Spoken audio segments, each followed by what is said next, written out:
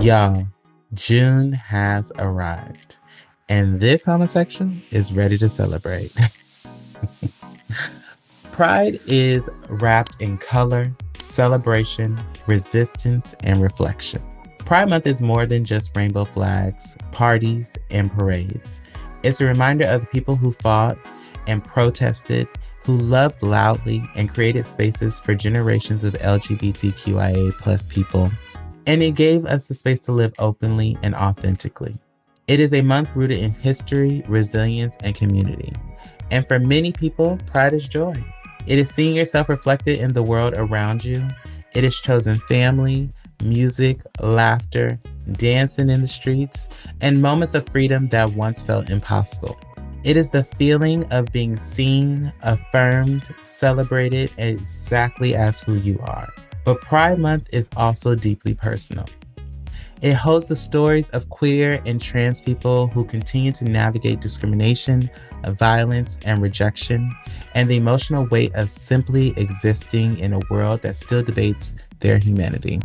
It reminds us that Pride began as a protest, led by activists, many of them Black and brown trans women, drag queens, and queer activists who fought back against injustice and demanded dignity, safety, and liberation.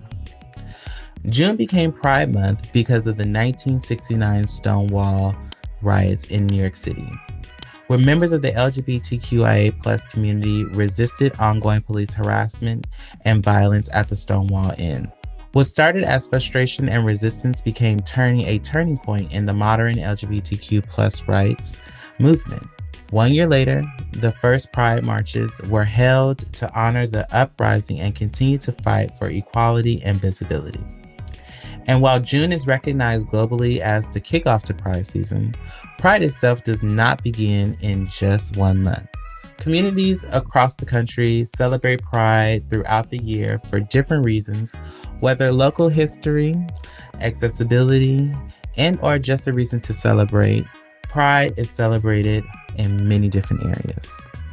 From summer celebrations to Black Pride events, trans Pride gatherings, Latinx Pride, and local community-based Pride festivals, each one reflects the diversity and intersectionality within the LGBTQIA plus community itself. This June, Pride feels especially important.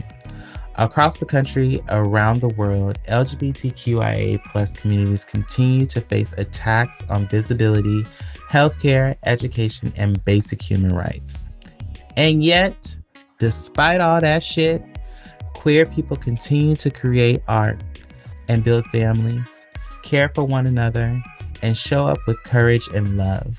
Pride Month is also a call to community care, to check on one another, to make space for difficult conversations, to support queer and trans voices, not only in celebration, but in protection.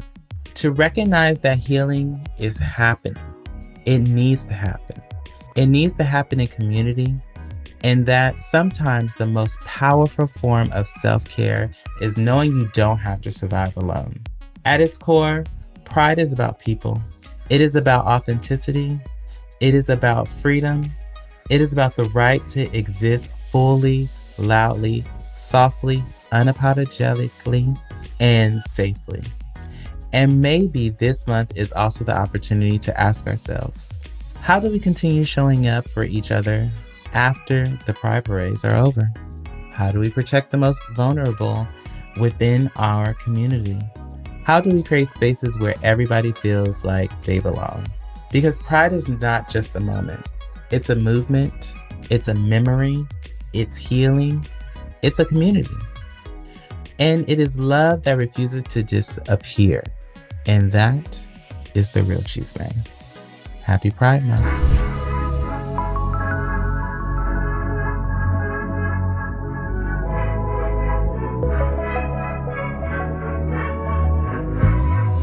And welcome back to another episode of the Hella Chisme podcast. My name is Dana, and I'm your host. Hey, y'all. How y'all doing? It's hot in here.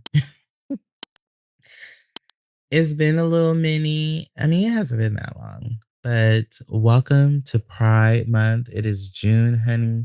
And I'm so excited to celebrate Pride Month this year. I know, but San Diego Pride happens in July. But anyway, how's things been going? We haven't really had a moment to check in for real. Like, what's been going on with me? I've just been working hard, living my life like it's golden, like Jill Scott say, and doing all the things.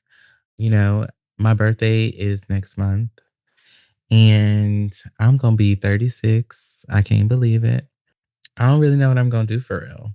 Like, I wanted to have a dinner party, but there's a trip that's kind of calling my name. So I can't really make a decision on what it's going to give. But, we'll see. But work has been crazy as usual. We're gearing up for our Pride celebrations and trying to, rally the troops to march in solidarity with the rest of the homos. But I'm excited. Pride is always fun. Pride Month is always fun for me. I've had some really good prides, I can say. I lost my virginity during Pride. Yeah. That's another story for another day because I'm too sober to tell that on camera. But anyway, as I mentioned, it is Pride Month, and June is the kickoff for Pride. Many, many different folks are having their Pride in June, but San Diego Pride is not until July 17th. But it don't matter because I am always celebrating my pride and have always been very clear that I am a proud and dangalang loving, man chest hugging homosexual. And I will always be, and none of that is ever going to change. And let me just say that if you listen to the show and you did not know that, I'm sorry, I just came out of the closet for you, but I've been out of the closet. And I'm so sorry if this is news for you, but this is the truth. And if you don't support, guess what? There's the door, honey. And don't let it hit you on the way out, honey. All right. Now, let's get into what we're talking about today. I think we talk a lot about pride and, you know, we, I think pride and how its reputation now, how we see it nowadays, especially with a lot of corporate backing of pride. It's always giving glitter parties and celebration. But I don't think we talk about the emotional labor of being a part of a community that's constantly fighting to survive enough.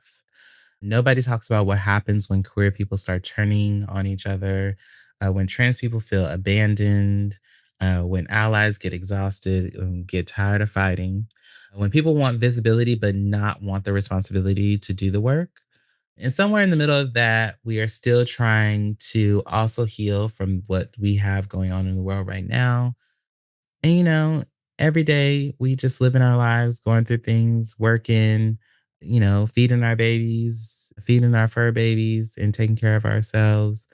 And then when you turn on the TV and you see your community, always a topic of conversation, whether it be, just the gay community or the Black gays or the Black trans or the trans people, no matter where in the community and how the things intersect, it's always of topic and it's heavily under attack.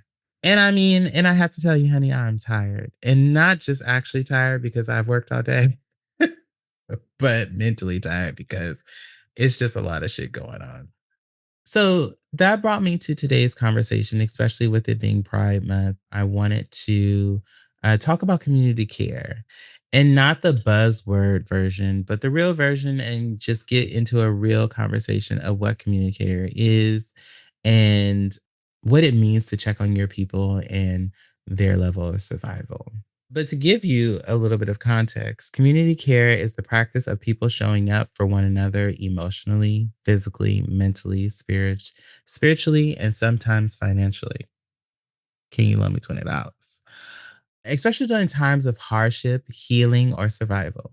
It is the understanding that we're not meant to go through life alone and that care should not only exist on an individual level, but within the relationships and communities we build together.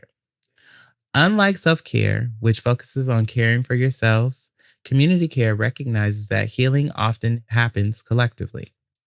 It can look like checking in on a friend, helping someone access resources, protecting vulnerable people, sharing knowledge, creating safe spaces, offering emotional support, or simply reminding somebody that they are not alone. For many marginalized communities, especially the LGBTQIA, communities, Black and Brown communities, disabled communities, and immigrant communities, community care has historically been a form of survival.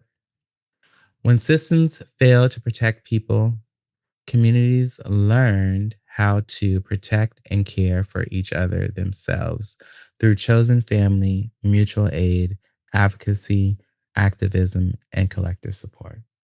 Community care is also accountability. It asks people to think beyond themselves. How do we support each other? How do we make people feel safe? How do we create spaces where people can exist fully and authentically? Which are important conversations when we're thinking about this. In the queer communities, especially, community care can mean affirming someone's identity, defending trans lives, supporting queer youth, protecting each other's from harm, and celebrating joy, and making sure nobody feels abandoned in moments of struggle. At its core, community care is about love in action. It's about empathy with responsibility, and it's about healing through connection. And it is the reminder that sometimes caring for others is always a way of caring for ourselves. Now, I'm looking forward to this conversation today. I have a wonderful guest that I'm bringing on. But before we get into all that, we're going to take a quick break and then we're going to get into the conversation and our wonderful guest.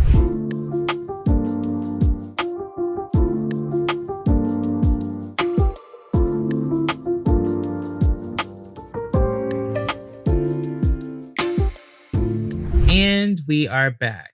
So today's guest is Ben Greene.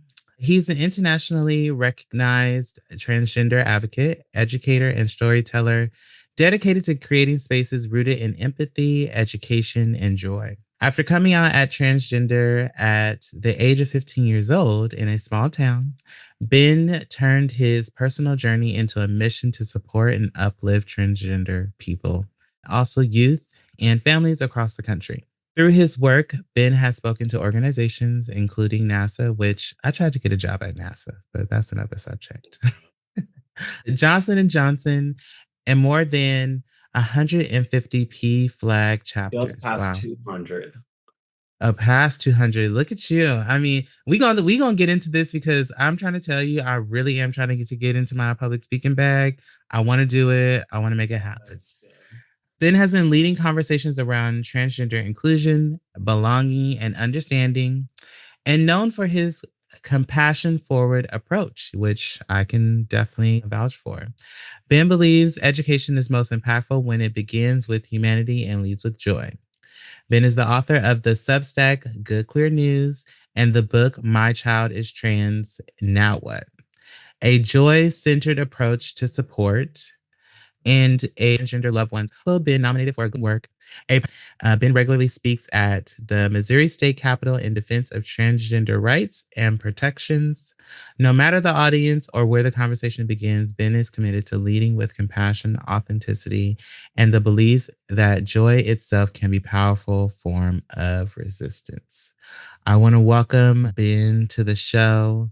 Welcome to the Hella Chisme podcast. So excited to be How are you? here.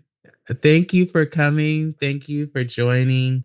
I'm so happy to have you on the show today. How are you doing? How are you feeling?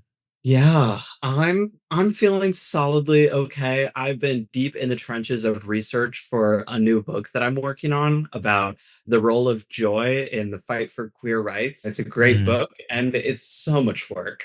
It's so mhm, much work and it's like I'm giving birth. I knew I needed to write this story, but figuring out what it wants to be and what the voice is, how it wants to be written is labor and it's hard and it hurts and I love it. And this will be one of the most difficult projects I've ever written. So I'm excited and it like terrifies me. So I've been doing that all day and I'm like, okay, I could put it down. When you're doing background research, what does that look like when you're preparing to do, like when you're doing research for a book so that you can get everything you need and everything? Tell us a little bit about what that looks like. Yeah, I mean, it's everything. It's setting up interviews with people who have written about this. It's reading books that are similar, both in content or in style. So, who are people who've written about joy in the climate justice movement and in the civil rights movement? Or who else is writing about queer history? So, I'm Mhm. finding those books. I'm reading those books. I'm interviewing the authors. I'm looking at every source they cite, going and reading all those sources. I'm looking for podcasts and Substacks, and, because publishing is crazy, full of gatekeepers, full of like tone policing, which means that a lot of stories don't make it all the way to the bookstore. Doesn't mean they're not worth Wow. getting told. So I also have to look at what are the different avenues that people will share those stories, who's posting on social media, who's writing articles about it, who's trying to get published talking about these things, or who's not worried about a book at all and is out there in the world doing the work, because the applications matter even more than the history to me. Right. I'm Right. I'm not pretending to be a historian. I'm framing it as that I'm someone who carries history. I have Lou Sullivan and Marsha P. Johnson and Magnus Hirschfeld on my back. I am carrying their torch. I'm bringing their legacy forward. I'm not going to, discover some brand new story you've never heard of before, but I'm here to tell the stories that I hold in my heart with how I move as an organizer and as an advocate. So I'm talking to people who are carrying history in their own way, people who are blazing some really beautiful, joyful trails. So I literally can never turn it off. Everywhere I am, I'm like, that's something for the book. I need to talk to them. Oh my gosh, I need to do this person. My notes app is a hurricane of queer joy right now in like the best way possible. I love it. You know what's funny? If you would have asked me, I want to, what, 10 years ago, if I would, how much I use my notes app now is ridiculous. That's Mhm. where I've started a lot of my projects. That's where I've started, where definitely my grocery list. Mhm, mhm, mhm. Because I can share it with my husband and then they let you now put little check marks in the little bubbles. But otherwise, I use my notes app for everything. I start writing papers in there. I start writing my essays in there, my episodes. If I'm like not at a computer or I don't have a notebook, I start writing it in my notes app, and it's a lifesaver. Yeah, it really is. And like, I love my notes app, my dictation app.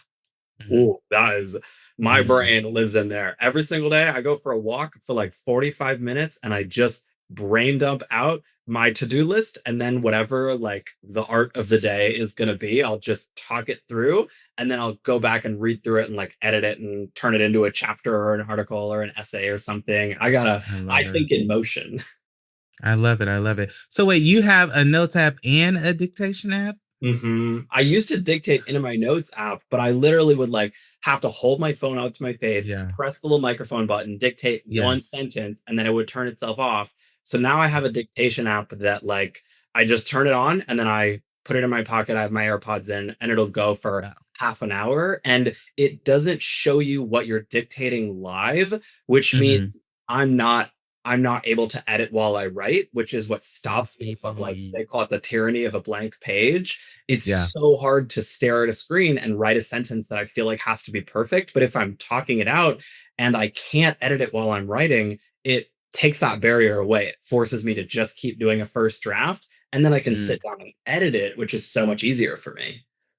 I mean, I wish you're gonna have to first tell me about this app because I get so lazy sometimes Mhm. when I'm like talking or when I'm creating a note for something, and you're exactly right. I have to put it to my face. I have to, say what I want, and it will end. And sometimes, and maybe it's me, it's my pronunciation or how I pronunciate words, maybe improperly, but I'm a human and I say shit. It's fine. Mhm. But it will, even if I'm saying it properly, my notes app will take and say something else and or put something else that into the app. So I'm gonna need this app. I got you.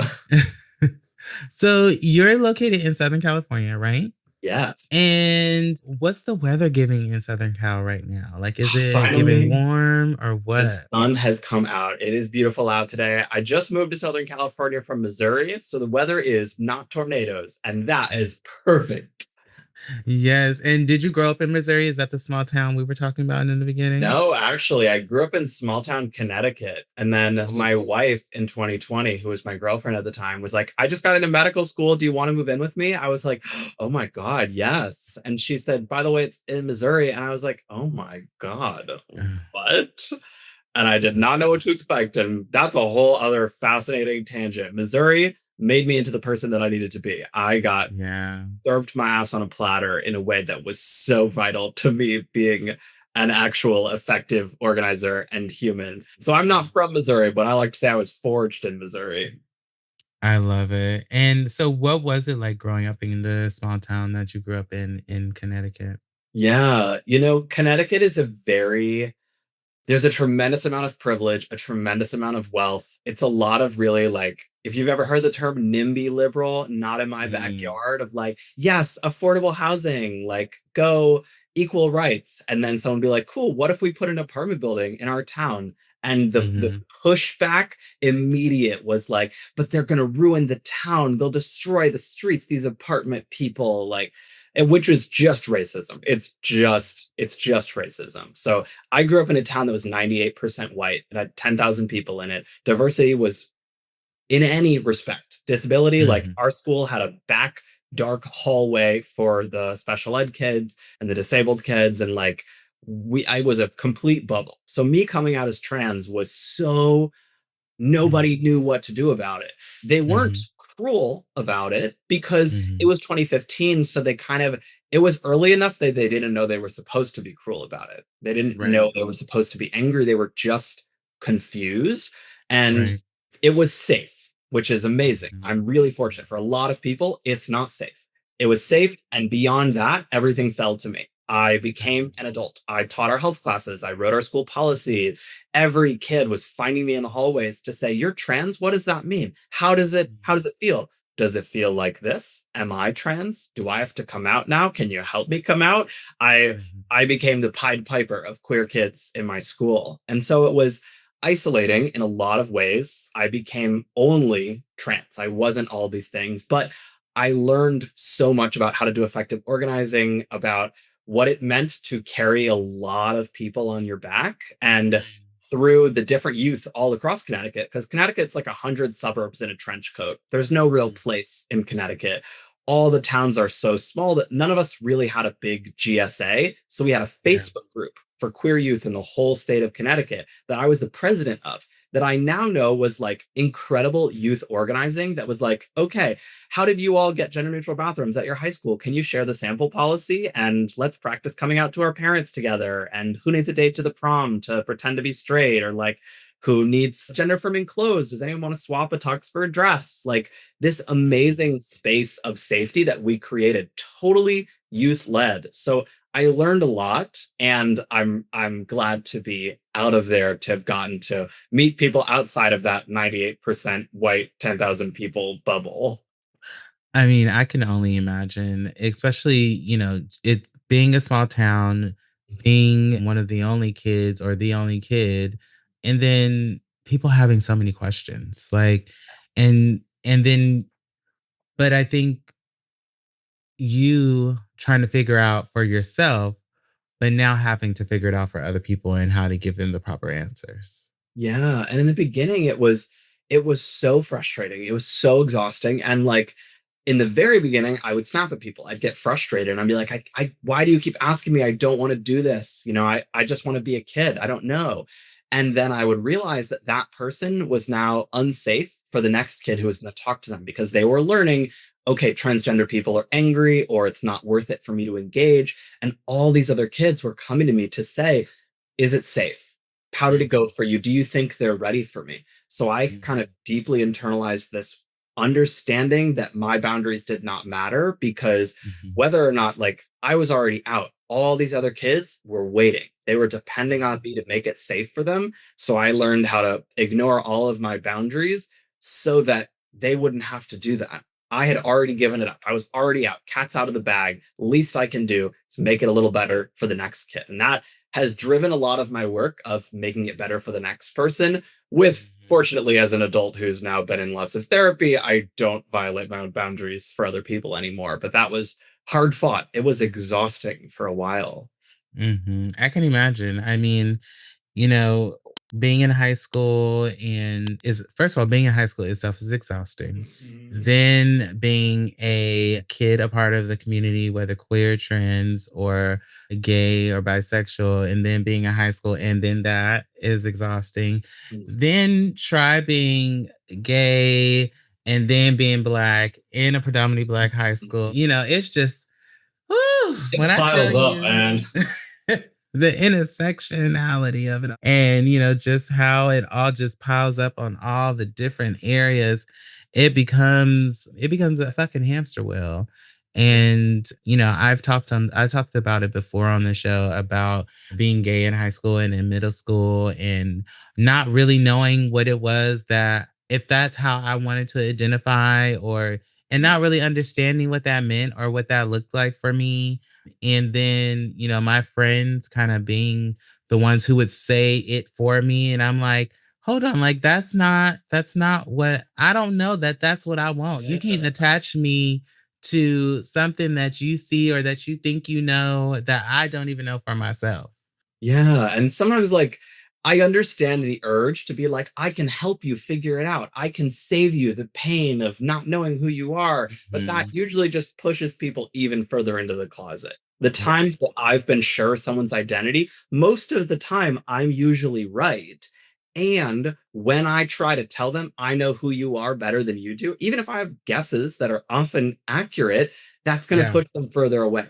Only Right. that person can figure out who they are. All you can do is ask the right questions and provide them the safety to figure it out for themselves. Absolutely. Absolutely. So let's talk about let's run the clock forward a little bit. Yeah. Let's talk about today. So it's Pride Month. It's things are happening. What does Pride look like for you? Do you go out? What does celebrating Pride look like for you in Southern California? Yeah. So I haven't actually lived in Southern California for a Pride before, so I don't know what it looks like here. I know what it looked like in Missouri. I'm not a big going out kind of person. I'm kind of a Okay. homebody. I Okay. love dinner table, long conversations, and board games and movie nights. Okay. The big thing for me that Pride looks like, honestly, I'm a trans public speaker, so Pride looks like making a third to half of my annual income in 1 month, which is I know exhausting. that's right. My Pride is Yes. July. Um, Yes. that's when I'm really celebrating. But honestly, I I think a lot of it is honoring queer history. Mhm. I'm in it for using this as a mile marker to notice how Mhm. far we've come. I resent both extremes where people are either like, I just want to party with my favorite neighborhood corporations and like get really drunk and are like, pride is only for partying.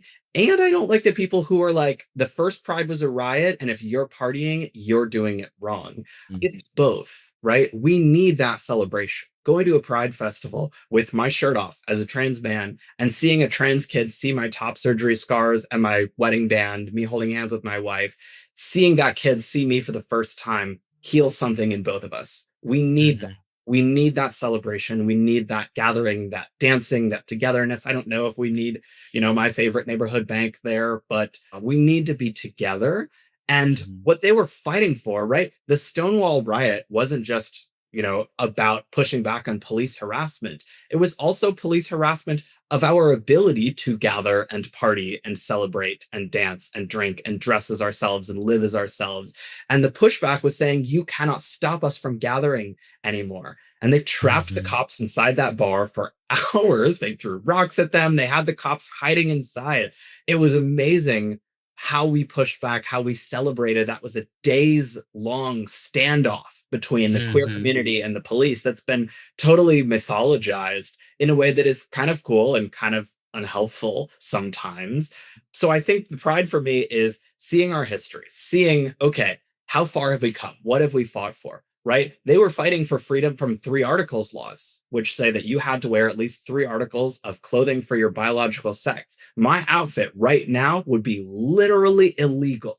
I would go to Mm, jail at that time. So for people saying mm, we haven't achieved anything, everything is terrible, we got to use this as a mile marker. Look at where we right. are. Look at how many P-Flag chapters are marching in the parade. Look at how much public support we have. Do we have further to go? Yes. Mm, But I really use Pride to remember how far we've come and to engage with as much queer art as I possibly can. I read queer and trans authors almost exclusively. I rewatch my favorite queer and trans TV shows and movies. I try to see mhm. live queer and trans theater. That's what I want, is to engage with the art and the celebration and the dreams of my community. It's about the past and it's about the future for me.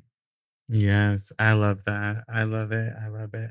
I mean, I think for me, I first of all, I have always, whether they've been good or bad, I've loved a good queer movie, some cinema, and Amazon Prime has the best, well, for out TV, and I love a good movie on Sunday, and I'll go through a bunch of them, and I don't care if it's $5, $2, I'll buy it and I'll watch it, whether it's good or bad, it's fine. Just to support, Yeah. because if we're not supporting, then they're not going to make them, and or they won't get an opportunity to make more of them, I should say. Yeah, exactly. So Ben, I think when we first started getting connected and in conversation, what really piqued my interest when meeting you was, and that I enjoyed and thought was really cool about you, was your huge book collection. Thanks. I'll turn And this for enjoy the visual side of the podcast. Such a nerd. and and I just felt like, and I first of all, I loved how beautifully displayed they were behind you, or are behind you. And I was just like, oh my gosh, like I aspire. And as you can see, I have my own. You You ain't do got have to a really gorgeous see. office. I have, well, okay, so here, we'll get to that in 2 seconds. I have, these are all my little babies back there. I'm working on it. But it was really just like all of the reading that you do, and what brought my attention, and then obviously all the work that you do. But I was just curious, have you always been an avid reader, and how did that go from you being a reader and then transitioning into you being a writer? Yeah. So as a kid, I read constantly, voraciously, obsessively, like any other weird kid pre transition. I knew I was weird. The other kids knew I was weird. Nobody knew why. I just knew that Mhm. books were the best friends I was going to have at that time. So I read a lot. And then I went to high school and took high school English classes, which were like, did you know it's possible to be bad at reading and you're stupid? And I was like, okay. So I kind of stopped reading for high school and college. I was not reading for fun. And then I moved to St. Louis and it was COVID. And as a birthday present, my family got me a private browsing session for 1 hour at a local independent bookstore called Left Bank Books in St. Louis, Missouri, the Mm, best bookstore of all time. I go in and there are mm, 5 other people in my browsing appointment and they are in and out. So it's just me and all the people who work at this bookstore. So I go up to the counter. I've been working up the nerve to ask this question the whole time I'm there. I said, I don't know if this even exists. I'm sorry if this is a weird question, but are there any science fiction and fantasy novels with trans protagonists? And the person behind the counter starts to kind of laugh. And I was like, oh, I knew it. I'm about to get beat up. And she laughs and she goes, buddy, everyone who works here is trans. And so she brings me mm. downstairs to the science fiction fantasy section. She sits me Yeah. down at this table. All the staff members who were on shift, Danielle, Phoebe, and Shane, my besties, come downstairs and start running around, collecting all of their favorite trans and queer books off the shelves, running up to me one after the other, saying, here's a trans author, here's a queer author, everyone in this book is a lesbian, piled me up. I think I left with like 10 queer books, which I'd never seen queer, certainly not trans books, and definitely Mhm. not in the speculative fiction world. And they really opened me up to these incredible authors and this world of reading queer and trans books. So I read those books, and then I was back in the bookstore every week being like, okay, give me more, tell me something else, tell me someone else, becoming great friends with these booksellers. and realizing what it meant to me to see myself in books. So as I Mhm. started to get more into advocacy work, started to do more legislative advocacy, started to do more, education, doing those PFLAG presentations, I realized I'm not bad at reading. I'm not bad at writing. I was just bad at writing, to the specific rubric in an AP English class. But I'm Mm. good at telling stories. So I was falling in love with storytelling, was realizing I was a storyteller, and decided I needed to write a book for parents of trans kids because there weren't any that were written by trans people. So that book was kind of like, okay, I need to write this book. And that I didn't necessarily think I wanted to be like a capital A author. I just needed to write that book because I needed to get the information out into the world. I didn't know what the publishing world was like or what the writing process was. And as I went through the publishing process, I learned a lot. And I was like, man, this is the best thing ever. It's crazy, it's terrible, but I love it. And so then I really started writing more in fiction and in poetry and in more research backed nonfiction, and have totally fallen in love with storytelling and with realizing every story deserves to be told. Every voice is a voice worth reading. Even if I'm not writing in a highly academic way, I write how I speak. I write in a way that's friendly and silly and approachable and warm. And that reaches people. That Yeah. is something that people want to read. So I've just continued to fall in love with queer books, with being an author and realizing what my work gets to mean to people. But it's been quite a journey. Yeah, it's interesting how I interviewed interview. Oh, I don't like to say interviewed. I talked to another author who was on the show, and it's interesting to hear how authors decide or how they lead into writing, and then how it feeds into what type of genres or what type of stories they choose to tell. And which has kind of led into how I've been navigating into writing in my little journey. I haven't got there yet, but it's on its way. Excellent. That's exciting. And speaking of making something beautiful, so I wanted to talk about good queer news. My baby. So tell us a little bit about what inspired you to start it and what you feel like the community that reads it is getting from or what you want the community to get from good queer news. Yeah. Okay. So when right before I got involved really in Missouri politics, it was January 2023 when the wave of anti-trans legislation really picked up quite intensely at the beginning of 2023. I was feeling terrible. I was scrolling on social media for so many hours a day, looking at all these horrible videos of testimony and hate and seeing people saying words like, complete erasure and genocide and devastation and all these things to say, here's what's happening to the trans community right now. I was Mm, terrified. I was isolated. I was totally disempowered. And then I saw the advocacy organization post and say, we need people for a hearing. The hearing is tomorrow at 8 a.m. Sign up for a carpool group. And I was like, I should do that. And I kind of signed up. Honestly, I don't know why, but I did. And I was bustled off to the Capitol. And it was mhm. 24 hours notice. I had to leave at 5 a.m. So I had basically 12 hours to write my whole testimony, prepare myself mentally for it. I thought it was going to be terrible. I show up at the Capitol. There were over 200 people gathered in support of the trans community.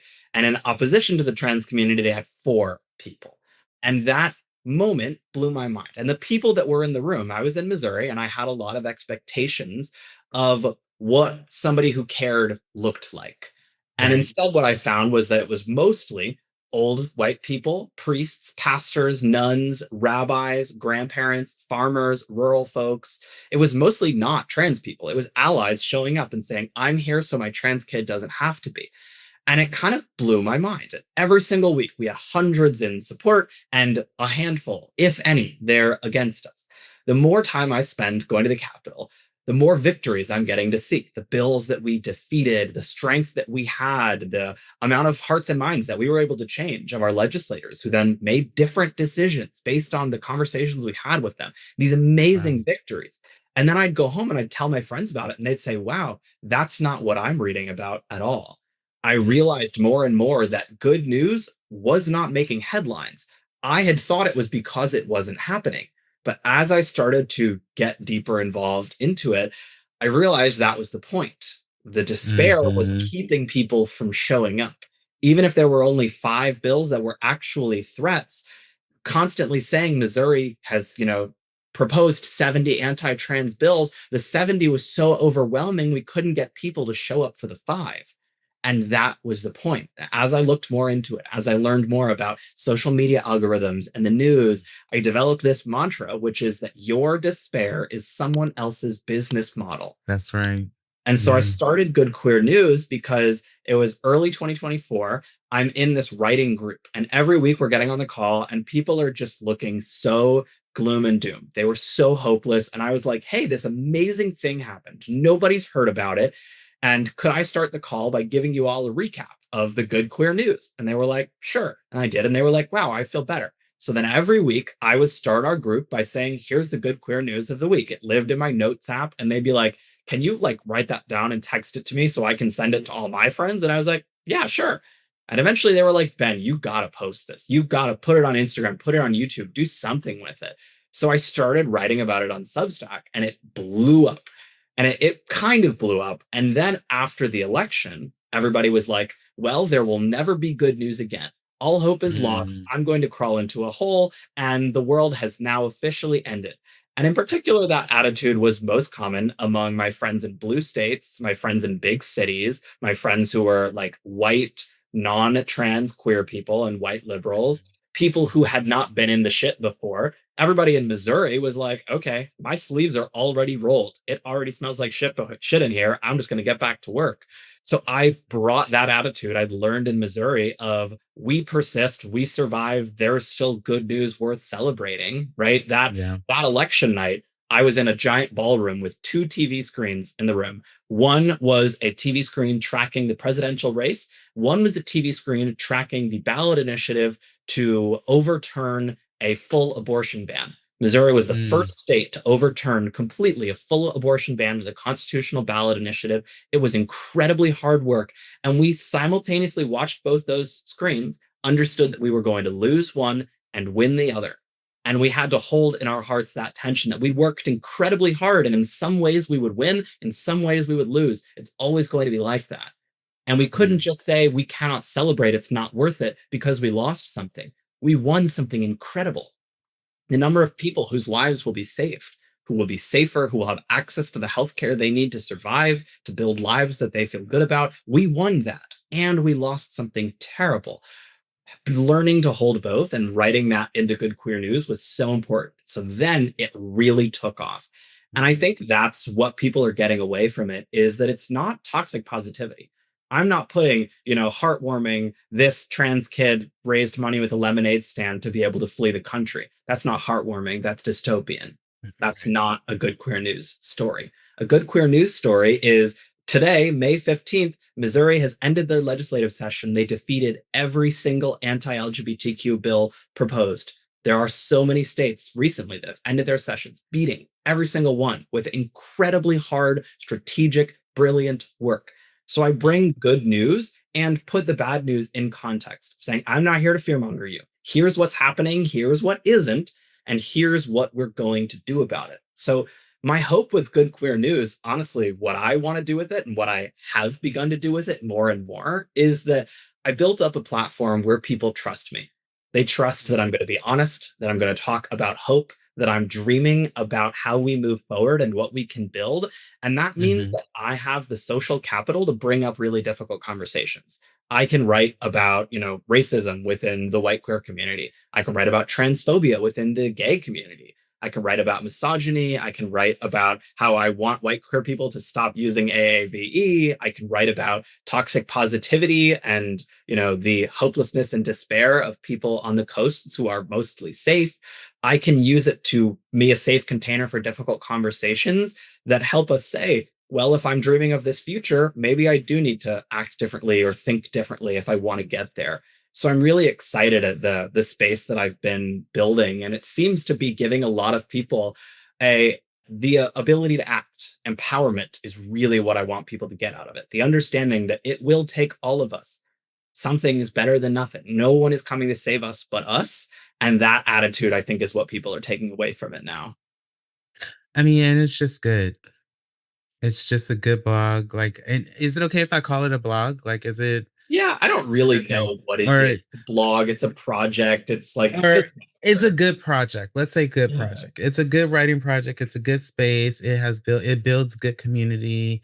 And I don't people know this, but I also don't think people think about it enough that the negative news is someone's paycheck. Like literally, Yes. there are platforms, the news channels are specifically built to keep you scared, to keep fear mongering, and to keep your eyes peeled to know, but and always want to be in the know, but it's always the negative stuff. Yes. I used to say for a long time that I didn't watch the news. And for those exact reasons, it wasn't until I got older that I would actually watch the news just to keep up on what's going on in like my area and neighborhood. But I definitely am not sitting around here watching no CNN all the time. Definitely not Fox or ABC. It's not happening. I'm not doing none of that. Yeah, we have to find the balance, right? Don't put your head in the sand to pretend nothing is going on. But my Yeah. kind of goal is to empower myself to know less, to do more. I am Right. not the most aware person that has ever lived, but I am one of the most engaged. And that matters so much more. No one is helped by me staying informed, by me posting an Instagram story, making all my friends feel bad for not knowing enough about a certain issue, or we all just agree and pat each other on the head that we all feel that trans rights are human rights. I know, and I know that everyone following me on Instagram knows that. I don't need to be Mhm. playing, moral politics with raising awareness. I'm just going to get to work and help my neighbors survive. Yes. Yeah, yeah, exactly. And I mean, speaking of neighbor, it actually comes into what we're talking about today, which is focusing on community care. And really, what community care means is, us showing up for the people that we love, the people that we support, and supporting them in different ways and making sure that we give them the support and the love that they need in within our communities that we've built, and or family can always be community as well. How would you define community care, and what are some examples of community care you feel like people may overlook? Yeah. Community care is having the love and the courage to be there for one another in a way that keeps us safe, in a way that empowers us to thrive, and in a way that equips us to grow without forcing people to be in a certain way. So, what kinds of community care do I think people overlook? Is the courage to stay and fight with your friends. Fighting with your friends is community care because the alternative is walking away, is Mhm. recreating the police state in our relationships by saying, you said the wrong word, you're done. You and I Mhm. don't agree about this issue, you're done. You're out, you're uninvited, you're canceled, you're blocked, you're not part of this anymore, you are not Mhm. aligned.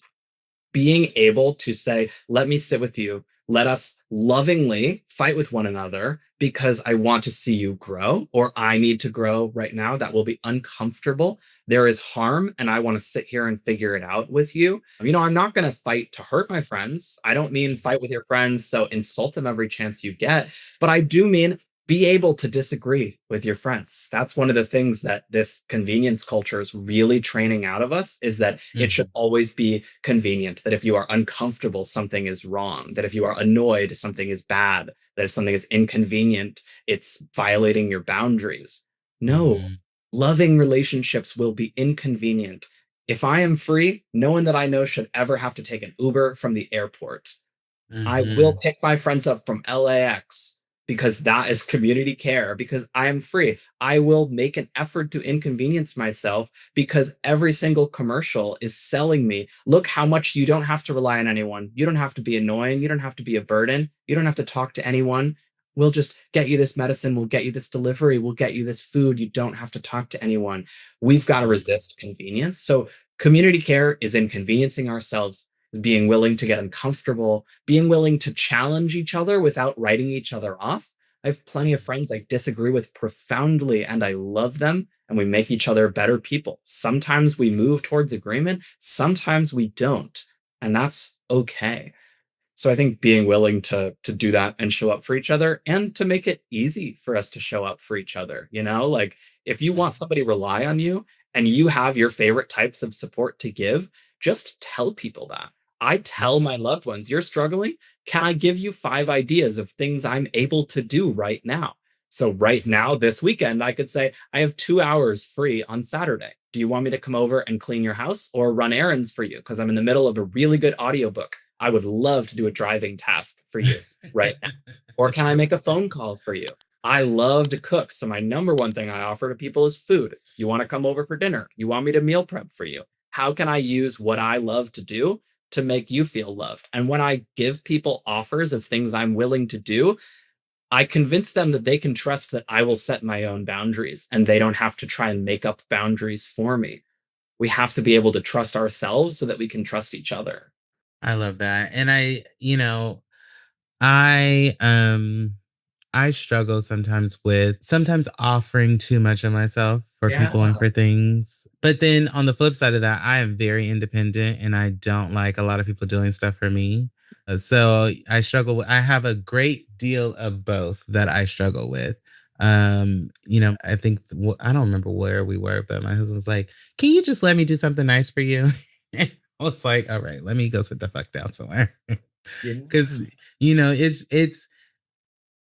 I also think it's how you grow up. It's things that happen in your life where you're like, you don't want to just let go of that control sometimes to let people take care of you or to let people help you or to let people just do something that is going to, at the end of the day, be better for you rather than you always having to do it for yourself and to take care of yourself at all times. Yeah. And for me, honestly, it really is so much of like what we carry from how we grow up, my people pleasing nature, because I used to be the exact same way. Never ask for help, always offer help.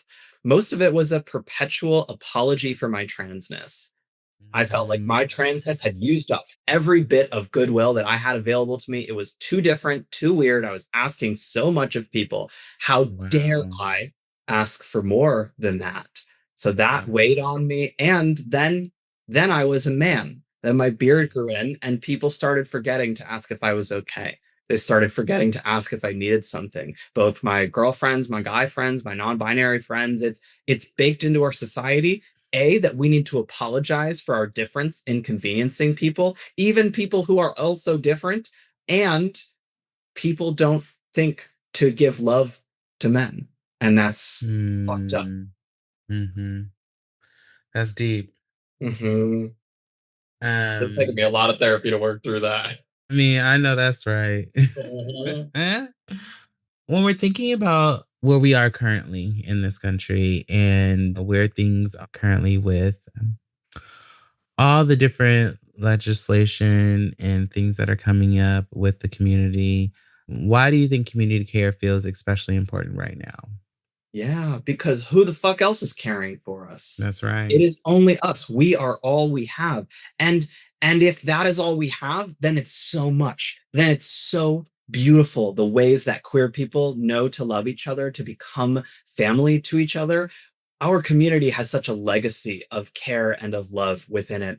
And tapping into queer history and seeing the ways that we have known how to love each other reminds Mhm. me how desperately we need each other. I think about the AIDS epidemic. The L Yeah. is the first letter in LGBTQ. Why is that? It didn't Mhm. used to be the first letter. And when men who loved men and trans women and so many people were dying from AIDS, lesbians were largely insulated from that. Mostly they were not impacted by the AIDS epidemic in the same scale. And the hospitals would not take anyone with AIDS. They were too Mhm. worried it was contagious. They were letting people die in the hallways, on the streets. So lesbians opened up their homes and became the caretakers.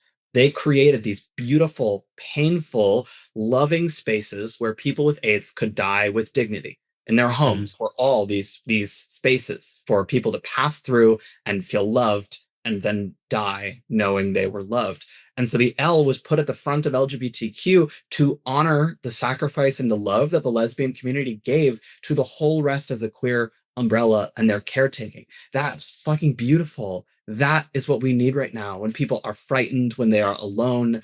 We feel so isolated. We don't want to rely on each other. We feel like that's a failure, and that's on purpose. The more disconnected we are, the less power we have.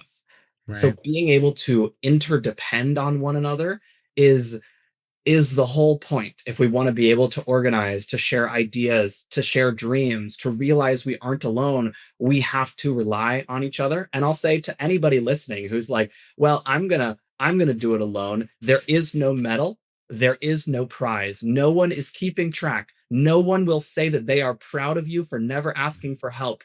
That is not good. There is no win condition for that behavior. You will only lose. Nobody likes to hear that, and I gotta say it anyways. Just ask for the help. Everybody wins when you ask for help. That's right. And you ain't gonna get a raise and you ain't gonna get a Mm, better job and you ain't gonna get none of that, girl. Cause they, guess what?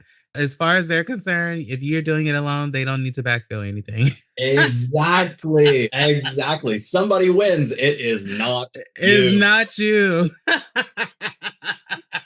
Oh, that is right. I mean, oh, that's a fucked up truth, but it's the truth.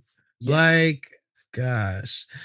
And so thinking about all of this time, right? And all of the different things that, you've been through or that you've encountered, do you feel like your definition of care has changed or how you care for others during when things like this come up or when shit like this is happening in the world? Do you feel like it's changed as you've gotten older?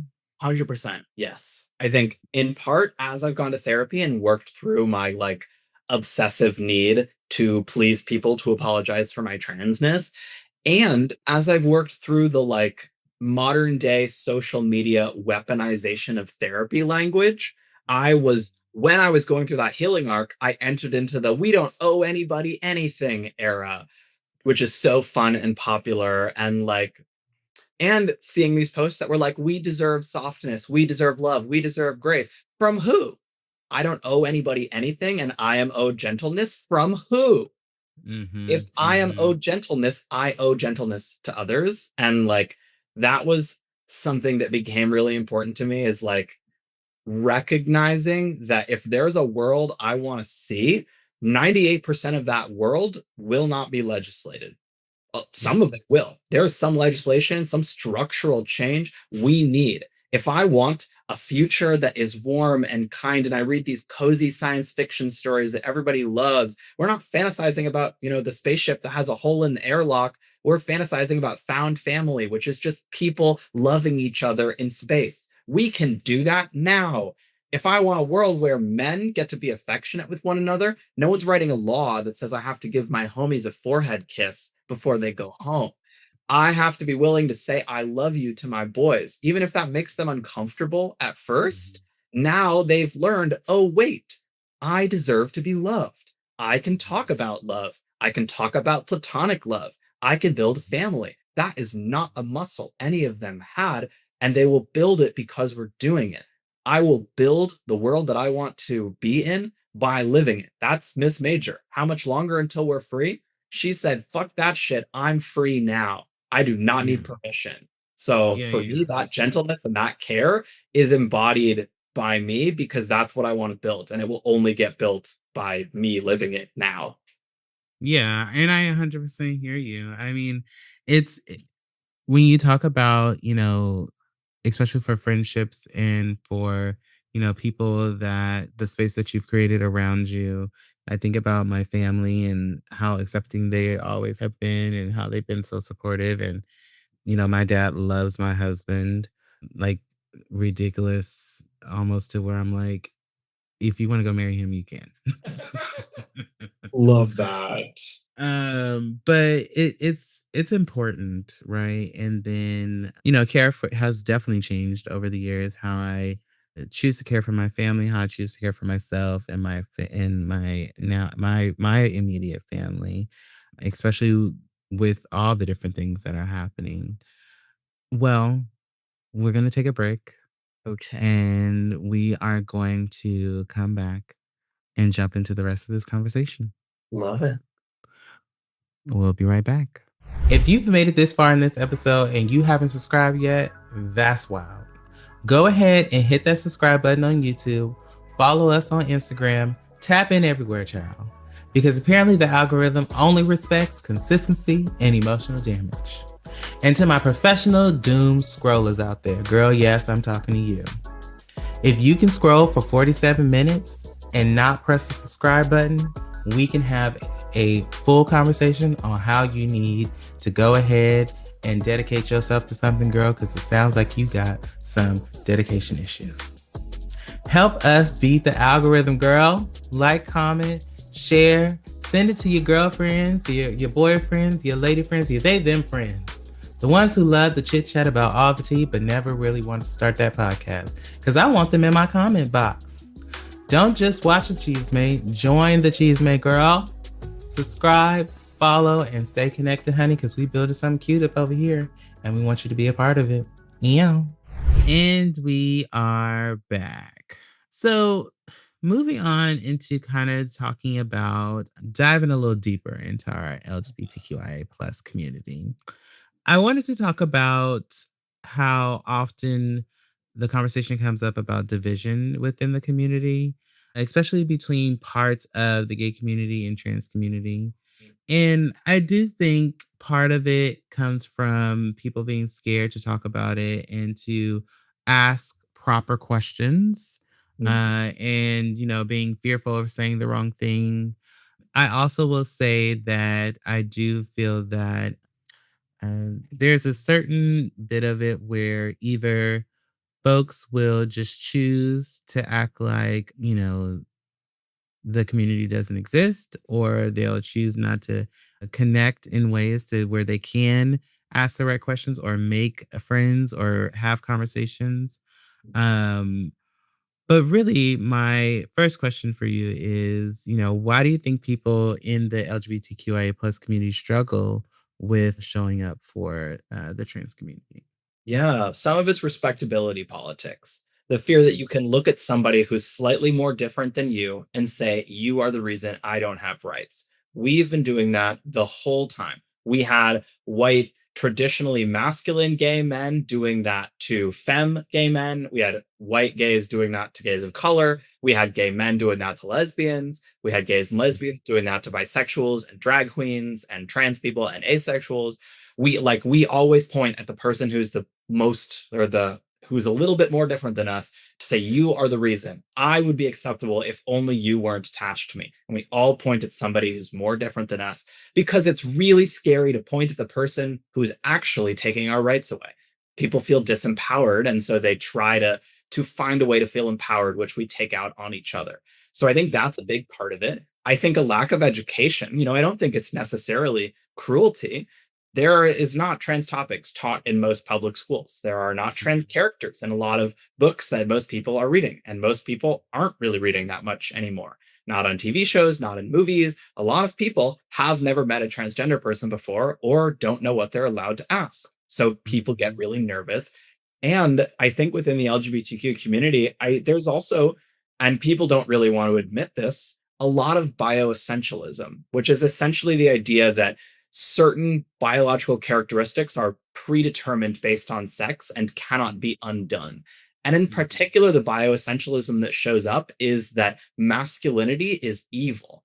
And that anyone who has touched masculinity, whether that is a trans woman who people say, well, she still has male privilege, or I still don't feel safe around her because she's clocky or she doesn't pass, or she speaks loudly and it triggers me, or trans men. The second that I grew a beard, people started treating me incredibly differently. So I also think there's a lot of bioessentialism that shows up in how people treat trans women and how people treat trans men because people are feeling uncomfortable and don't know how to navigate the weirdness of bodies and attractions and doing the, mental algebra of my genitals feel this way about your face, but your genitals are different. So what does that make me? And we get so confused and we want to put people in a box, and trans people break the boxes, and that makes people really upset.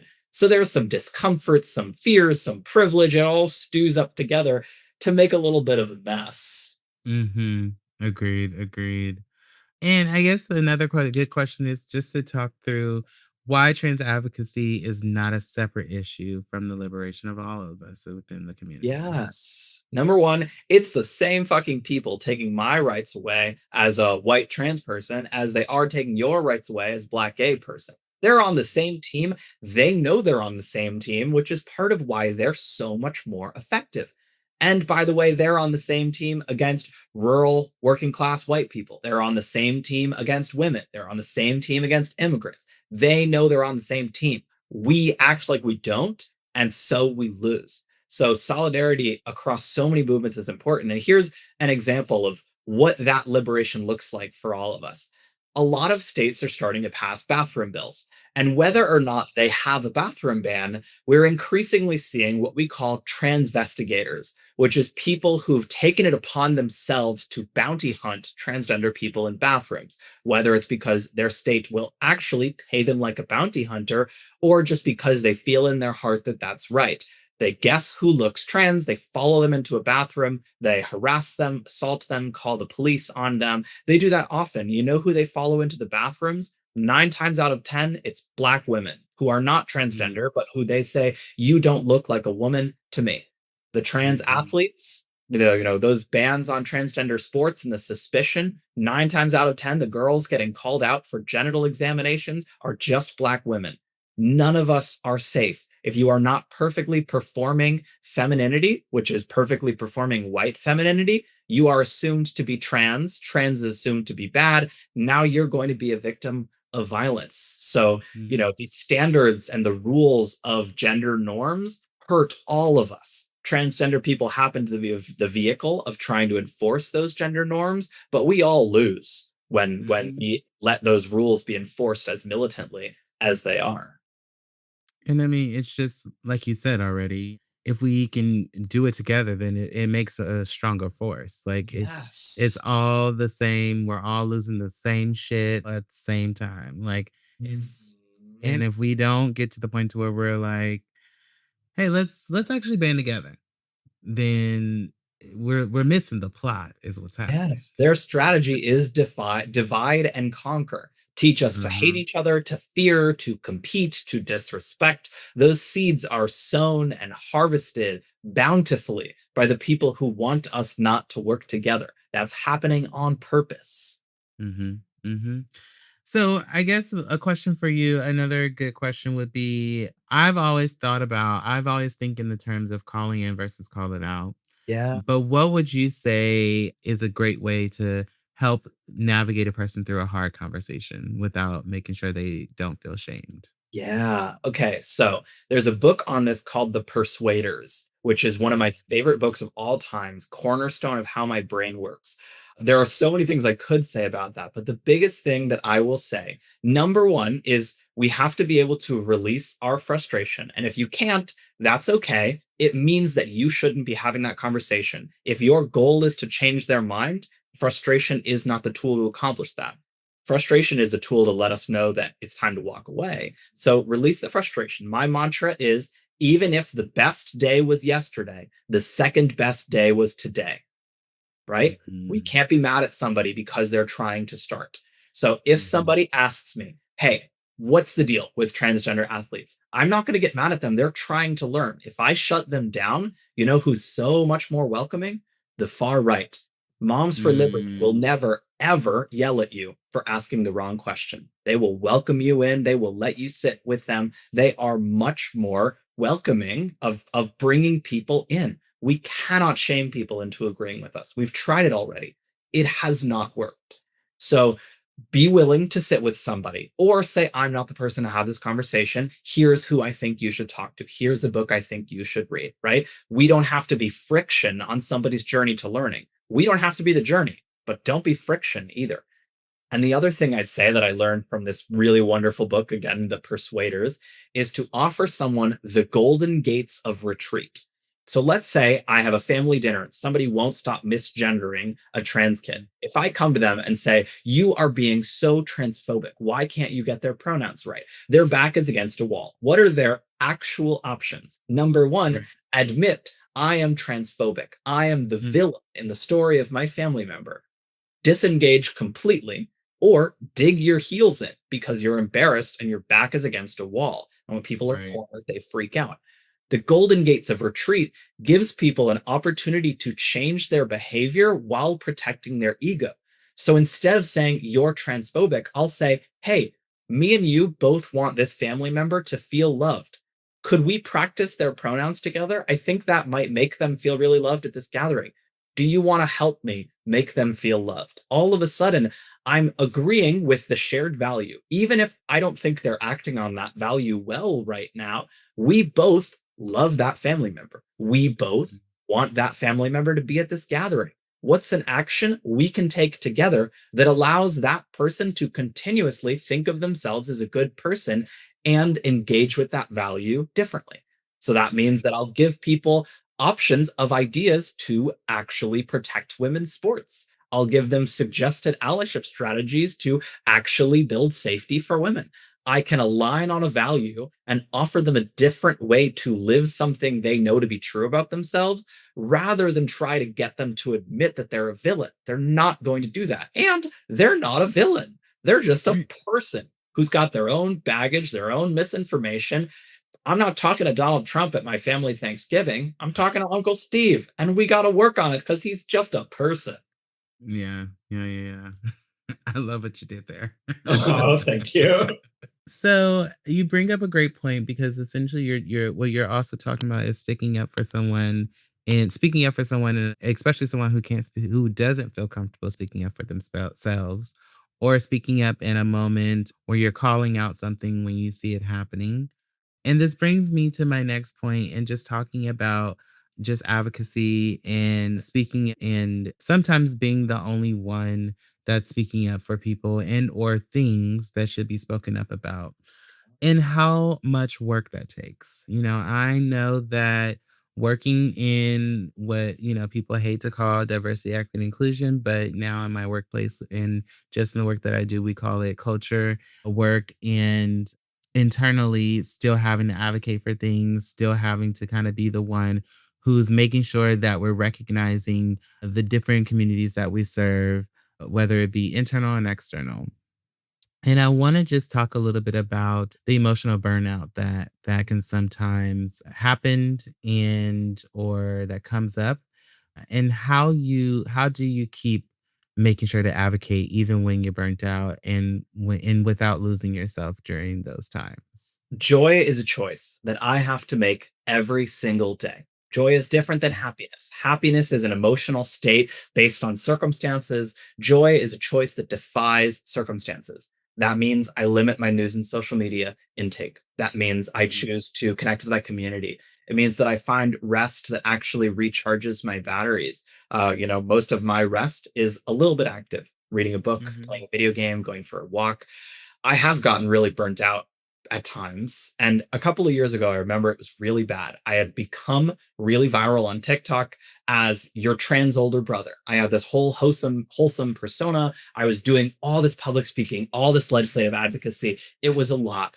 And I was getting the most amazing feedback, literally all the time. Kids were messaging me saying, "I saw your video and I decided not to kill myself.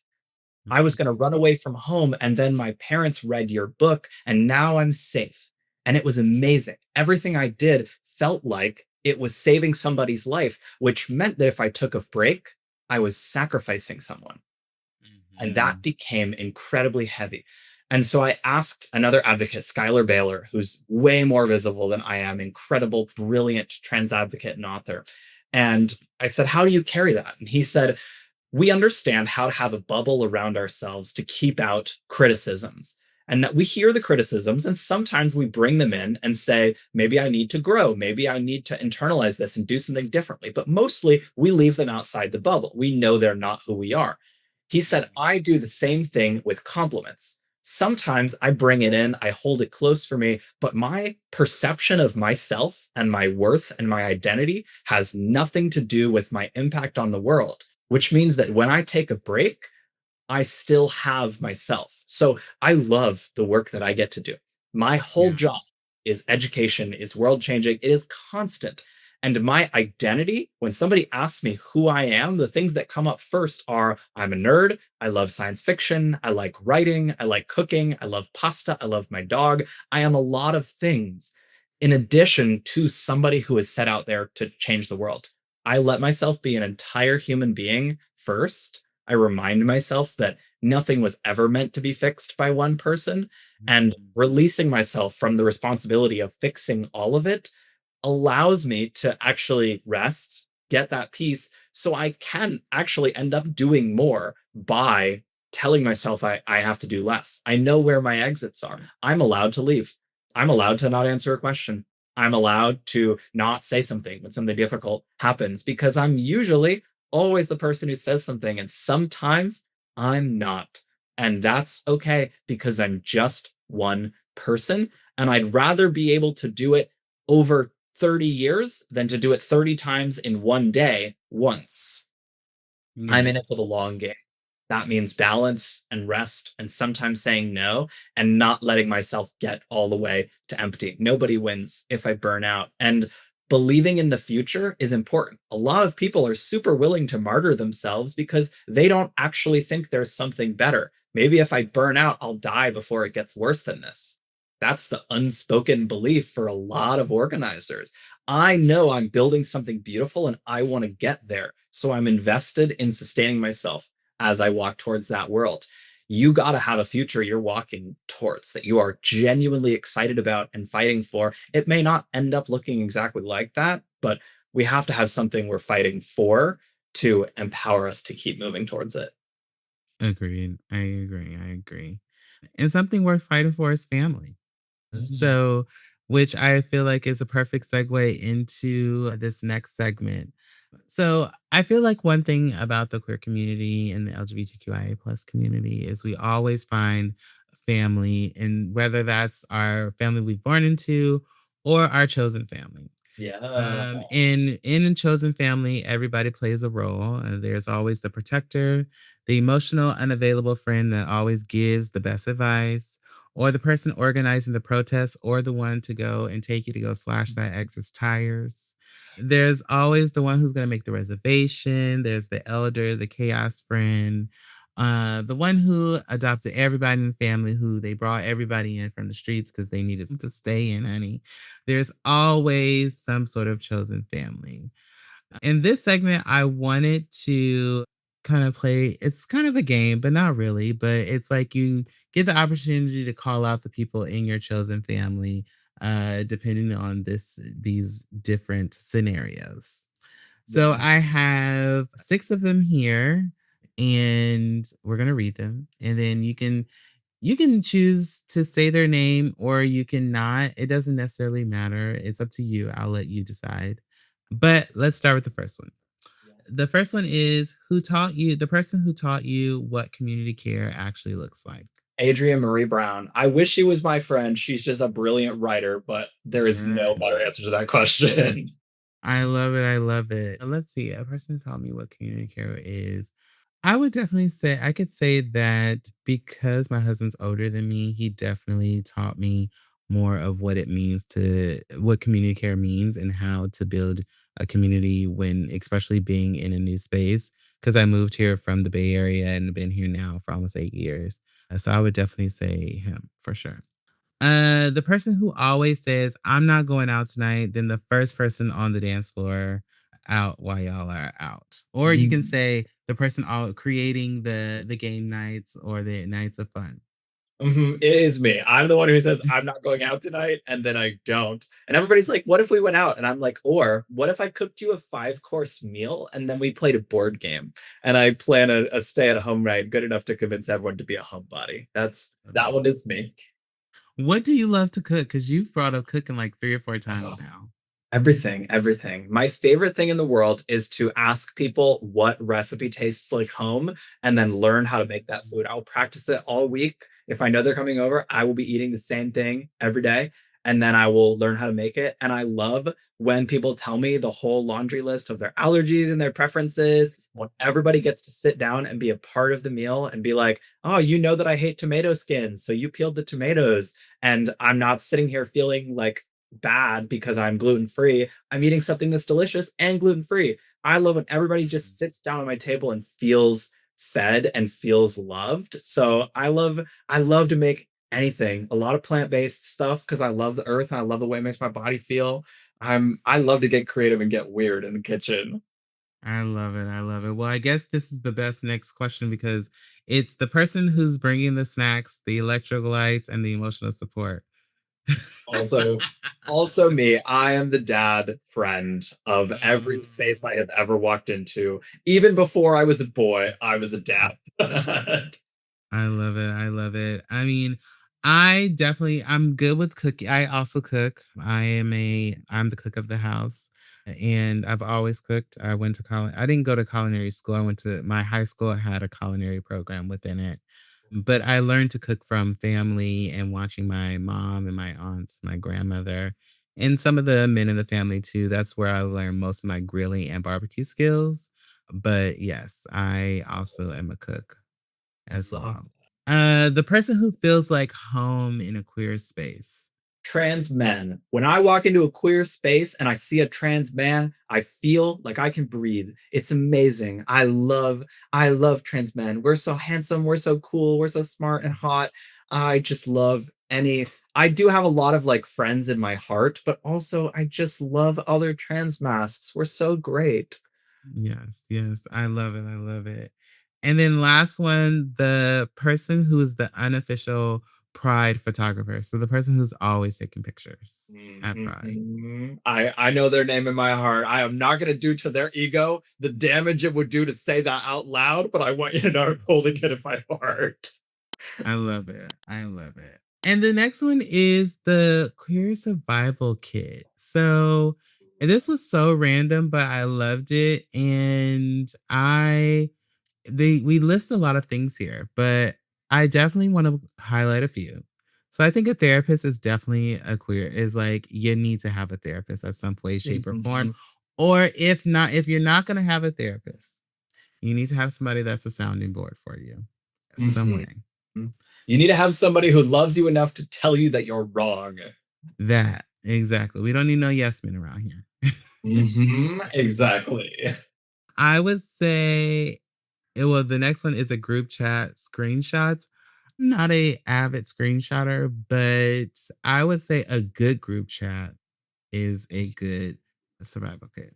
I'm out of my screenshot era as I'm trying to release judgment, which is very hard because I love to gossip. So I'm trying really hard to train myself out of loving gossip so much, but I do love a good group chat. And then what comes next with for me is boundaries. I definitely I've been learning boundaries. Some people don't know what those things are. They don't even know that they exist. But I definitely would agree that boundaries is another good one for the survival kit. I heard the other day my favorite thing ever. Boundaries are the distance that I can love you and me equally. Ugh, Yes, loved that. absolutely. I'm gonna add books and reading. Retraining our attention and dreaming of queer futures with science fiction. A book is always the queer survival kit. I agree with you. I mean, I want to say over the last 2 or 3 years, I've always loved a good smut book. That's the only one that I'm going to read. We've talked about this, but over the last couple of years, I've definitely been reading more, and I just love a good page turner. And it has to be gay. There has to be sex scenes. You know what you like. I love that. I, I'm like, it has to be. I love it. I would also say Good Queer News is a good one in the survival kit. Don't Emily lactate. Kennedy I've never potlucks. met a non-lactose intolerant gay person. I mean, so it's funny. I was telling my mentor and like professional coach the other day. I was like, I'm not lactose intolerant, but some of it just it at some point, if it's too much, it just starts to fuck me up, and I'm just like, Mhm. I can't do it. Put the lactate in the survival kit. Anything else that you would add to the survival kit? Oh God, hope, hope. We just got to keep looking for hope. Hope you simply must choose. It's not about the world, it's about your spirit. As I forget who said it was, but hope is either in you or it isn't. So choose hope. Yes, I agree. I agree. So, to wrap this up, and this has been a fabulous conversation, I would like to ask like one final thing, and just really around healing in the queer community and kind of what you foresee could be some ways that we could heal for ourselves and how to just stay resilient with everything that is going on now nowadays. Yeah. Number one, healing will never happen alone. You cannot heal alone. We can only heal together. Find people that give you the safety to heal. You might not have the people who give you that safety right now. So find other people. Find the people who give you the safety to heal. Number two, don't be afraid to dream. I know we are so afraid to talk about joy, to talk about hope, because what if I don't get it and then I got my hopes up for nothing? We have to hope because we have to try. Because I have a vision, because I have something I'm fighting for, I'm so much more motivated. So if we want to heal, we have to imagine beautifully, communally, intersectionally what that future looks like, what it feels like, what it tastes like. How does the air smell in the future that you want? Breathe that in, fight for that, look for that, celebrate that when it comes. So we have Mhm. to look for that. We have to be able to play. We have to be able to have fun, to rest and slow down and sweat and kiss and love and fight and make up and fight again and then kiss about it and just be together and be messy and be human and be in love with being alive and to be in love with what being queer is. And we have to be willing to look into ourselves and to say, who do I need to be to meet this moment? We have this feeling that there's something that differentiates. If you're somebody who's not involved right now, I want to say to you, I understand why. I understand it feels so overwhelming and so big. What could one person possibly do?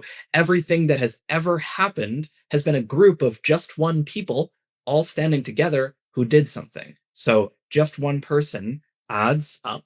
You are being overwhelmed on purpose. Set some boundaries for your screen time. Get a screen time app. Delete your social media app. I only use Instagram as a website. Whatever the boundaries look like for you, use the news and social media on your terms. And empowerment feeds itself, as does hopelessness. Once you start to realize, hey, I cleaned up the community garden and now I see somebody who's picking fresh tomatoes who's going to get to eat vegetables this week. I did that. I'm empowered. I have community. I can do something. That feeling will grow. We have to feel empowered. And if you think there's some fundamental difference between you and somebody who's leading a cool organization, than Chase Strangio, than me, than somebody that you admire, you're wrong. There is no biological difference between either of us. I just happened to start doing this. I became the advocacy chair of my PFLAG chapter after my second trip to the Capitol because it was either me or no one. If somebody needs to do something about this, you are somebody.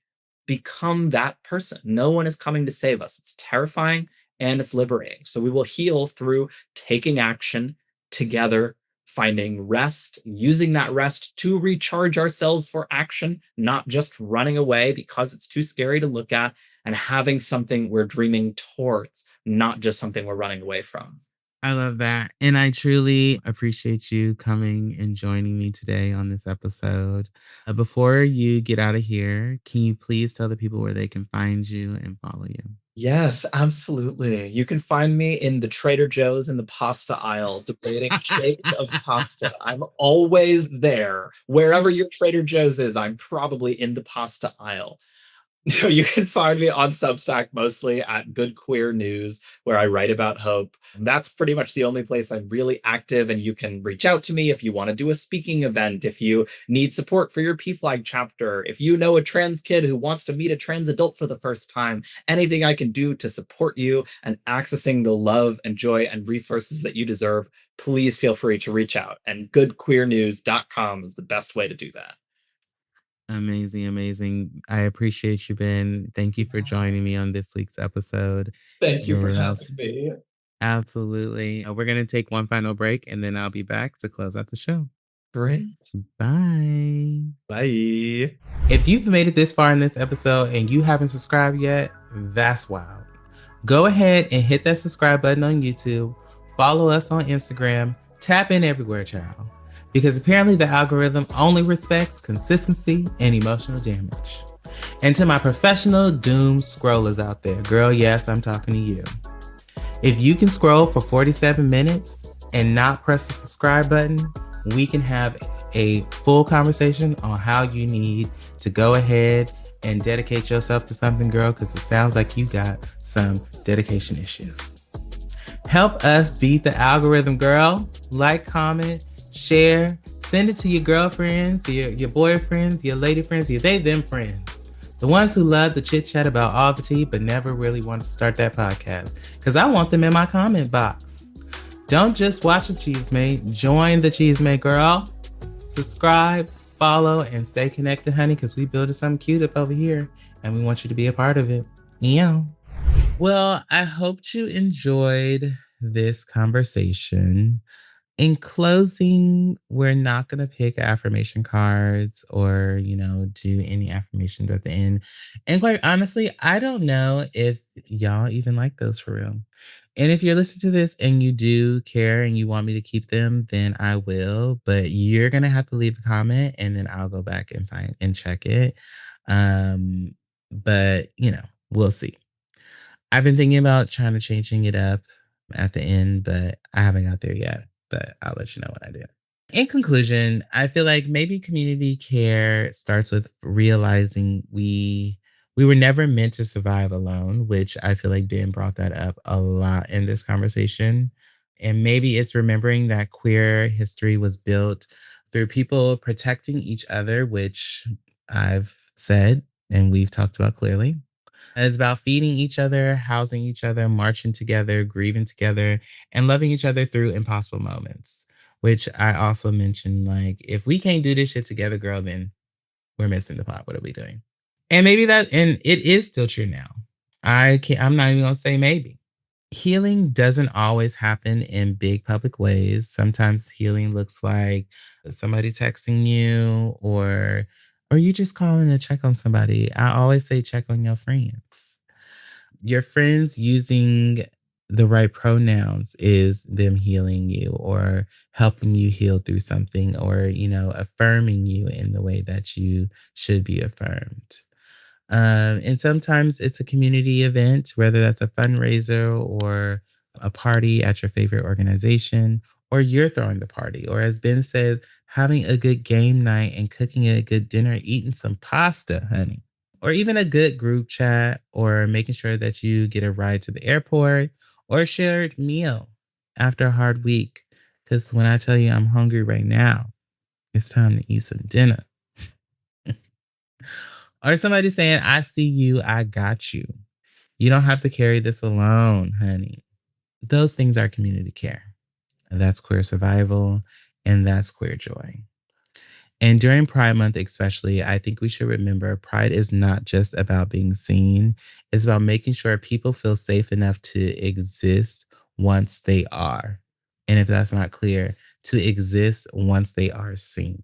So as we move through this month, celebrate loudly, love loudly, protect loudly, care loudly, and remind the people around you that they still belong here. And with that, we are wrapping up the show. And just to let you know, that's the real Chisme. I hope you enjoyed this episode. We'll see you next time. Bye.